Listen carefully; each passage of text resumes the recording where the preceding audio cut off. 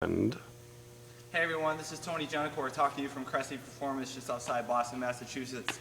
And today, as part of the introductory program to my programming on weighttraining.com, I kind of want to give a Cliff Notes version of front squat, the benefits of it, and a lot of the coaching cues that I use a lot with my own athletes and clients that I train here in the facility. So, there's a litany of benefits we can say about the front squat. I think mobility is one of them. A lot of people think you need to do like tons and tons and tons of mobility work, which yes, it's important for some, but if someone's doing a really good front squat, they're going to get mobility in a lot of the right places. When we talk about the ankles, the knees, the hips, elbows, and shoulders.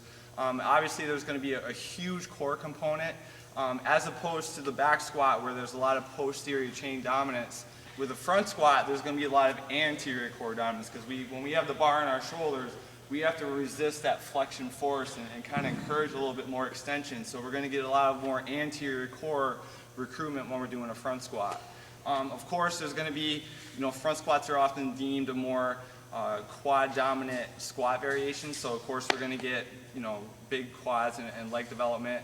Not to mention the strength component that comes with any variation of squats. I think squats is the foundation of any base or anyone interested in getting stronger.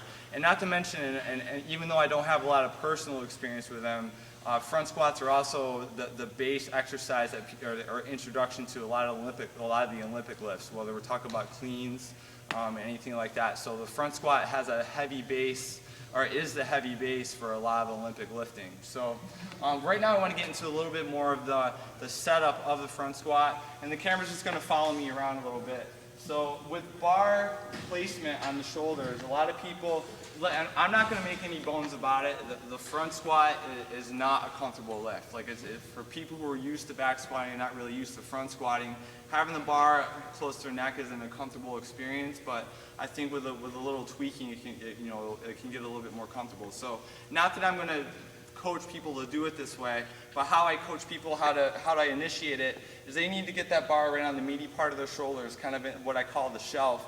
And then if they have the bar in the right spot, they should be able to unrack the bar and it will stay in place. Now that isn't how I'm going to teach them to squat with it, but it's just to show them where I want that bar placed in relation to their neck and where it's going to be on the shoulders. So, and there's three kind of variations we're going to use. There's the bodybuilding grip, which someone's going to have a cross grip. We have the traditional grip like that, and then we also have where we can put straps on here, which I'm not going to show today, but we can have the straps too. But as far as the setup itself, what I want people to do is set up directly underneath the bar and get their feet set first. So I think a big mistake people make is they start too far away from the bar and they just kind of haphazardly get underneath the bar and unrack it without really setting themselves and getting good tension. So number one, I like people to set their feet underneath the bar. And a cue that I like a lot that I kind of stole from Mike Robertson out in Indianapolis is I want them to spin their elbows underneath the bar when they get set. So they're going to set their feet, they're going to spin the bar underneath to get set, and they got to think chest up, elbows up as they unrack the bar. So they're going to unrack, let the bar settle. So I don't want them to unrack and immediately step back. So again, I want them to spin the elbows underneath, unrack the bar, let the bar settle, get their breath, take 2 steps back, and they're going to get their breath again. And then from there, what I want them to do is set their feet about shoulder width apart. And it's okay to have a little bit of out-toeing. Like we don't want excessive out-toeing, but as long as we have a little bit of out-toeing in about 15 to 30 degrees, that's fine by me. So when we get that bar unracked and settled, get our feet set, get our air, and then from there we're going to initiate with the hips coming back. So what I don't want to see is to break with the knees and come forward. What I want to see is to sit back and to push those knees out, keeping those elbows up the whole time. So I shouldn't see this. As soon as you start doing that, letting those elbows dip, the bar is going to fall off, and that we don't want that to happen. So again, you're going to get underneath, get everything set.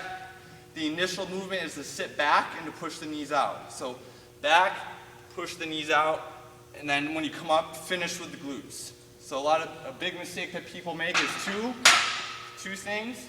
They'll either come up and they won't finish. They'll end right here. They'll end in extension. They won't get their glutes through.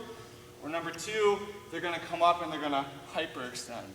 We want to try to avoid that. So when we come up out of the hole, elbows up, chest up, we're coming up, and we're finishing with the glutes, okay?